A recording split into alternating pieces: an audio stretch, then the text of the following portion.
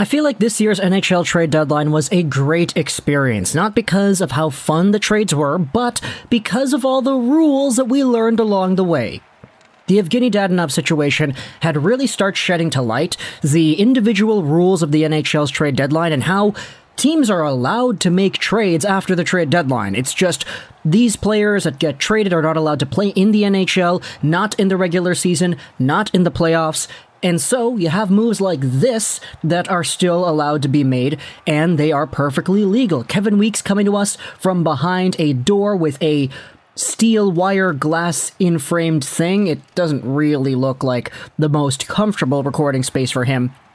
But this was earlier today, about, 14 minutes ago from when I'm recording this audio. The Toronto Maple Leafs have traded defenseman Brennan Menell to the Philadelphia Flyers for future considerations. And yes, this move does make a little bit more sense when you understand what's going on behind the scenes. Now, before we go over who Brendan Menell is and why he's just got traded during this period where we're 2 days past the trade deadline, the Toronto Maple Leafs also got themselves a new defenseman in their system. Well, not their system, but the Marlies system. It is Nashville defenseman Philippe Myers, who has been loaned to the Marlies, likely the future considerations of the Alex Biega trade.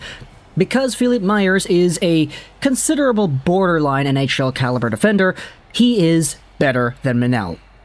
And so, all of a sudden, there is an opportunity to move out a defenseman in Toronto, the Marlies that is, in Brennan Menell, and according to Steve Dangle, rattled that Kevin Weekes got it first, but yes, he is going to the Flyers for future consideration so he can play with the Lehigh Valley Phantoms in their AHL system.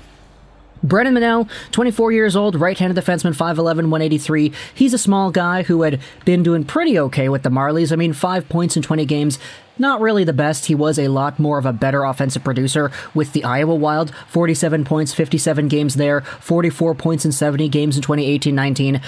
Actually, I take it back. This season really does seem like he slowed down. Why that is, I'm not too sure. If anybody actually knows the situation in Toronto, please go ahead and let me know in the comments what happened with Menell. Did his stint in the KHL with Dynamo Minsk really slow him down to the point that he doesn't know how to play AHL hockey anymore? Or were there more factors than meets the eye when analyzing his Marlies performance?